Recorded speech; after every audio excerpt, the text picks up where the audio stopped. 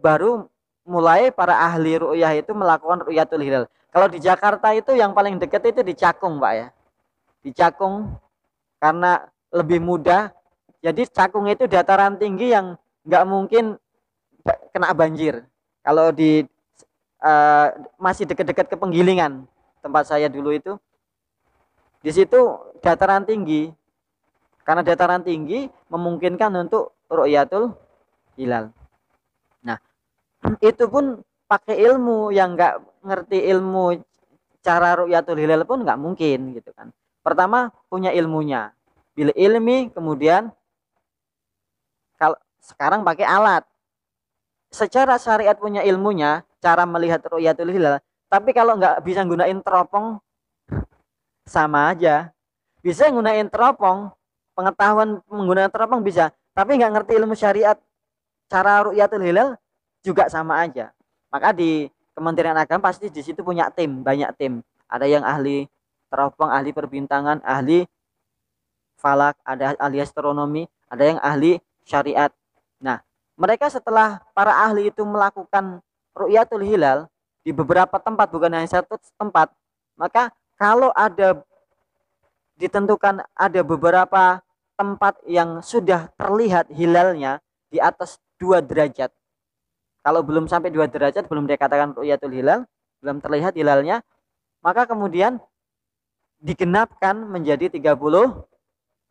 Kalau sudah terlihat beberapa, kemudian ada saksinya, dan saksi itu disumpah di Kementerian Agama. Kemudian Menteri Agamanya melakukan sidang isbat namanya, sidang penentuan penetapan awal bulan Ramadan atau bulan Syawal.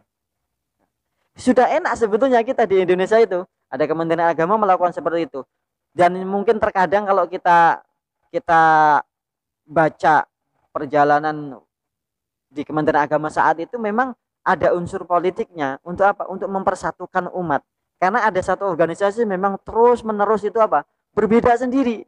Dengan cara apa nggak tahu. Jangan cara hisab menghisapnya. Kalau hisab begini ya.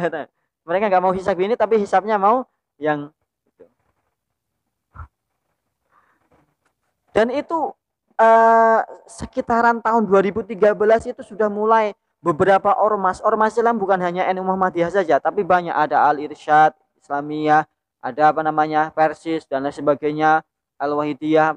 Itu mereka sampai menyampaikan masukan atau saran ke Kementerian Agama untuk ke pemerintah untuk membuat undang-undang tentang penentuan ini. Bahkan mereka bernegosiasi dengan organisasi yang sering berbeda itu untuk apa? Jangan beda dong. Untuk apa sih beda terus gitu? Kalau perbedaan pemahaman hadis, no problem. Tapi perbedaan ini dalilnya nggak tahu pakai apa itu. Dengan hisapnya, cara hisap. Padahal kalau kita kembalikan ke hadisnya Rasulullah, kalau dulu kita ngaji kitab Risalatus Syam itu ada, bahkan di Sahih Bukhari itu disampaikan beberapa hadis banyak yang diriwayatkan oleh Abu Hurairah. Siapa yang nggak kenal sama hadis Sahih Bukhari? Sahihnya udah, kalau zaman sekarang bukan sahih abal-abal, tapi pakai bingit, sahih banget gitu. Itu di dalam hadisnya yang diriwayatkan oleh Abu Hurairah, sumu liru'yatihi waftiru liru'yatihi. Berpuasalah kalian liru'yatihi, dengan melihat hilal.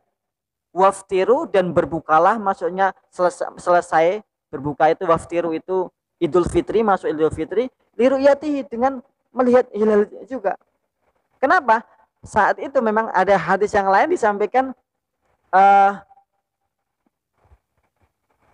Rasulullah itu mengatakan, umatku ini umat yang ummi itu yang nggak bisa, nggak terbiasa dengan tulis menulis, nggak biasa dengan menghitung-hitung hisab. Maka digunakan metode yang paling gampang saat itu ya, ru'yatul hilal. Sumu li ru'yatihi waftiru li ru'yatihi. Kalau kita kembalikan ke ayat Al-Quran di surah Al-Baqarah itu yang sering kita dengarkan kalau bulan Ramadan apa? Faman syahida minkumus syahra falyasum. Barang siapa menyaksikan hidup syahida minkum di antara kalian minkum syahra di bulan Ramadan itu, maka puasalah. Nah, kemudian muncul pertanyaan bagaimana cara menentukan awal puasa ini gitu. Maka masuk ke hadisnya Rasulullah, banyak di dalam hadis Sahih Bukhari, sumu li ru'yatihi waftiru li ru'yatihi. Berpuasalah kalian dengan melihat hilal, memulai puasanya, dan berbukalah kalian juga dengan melihat hilal.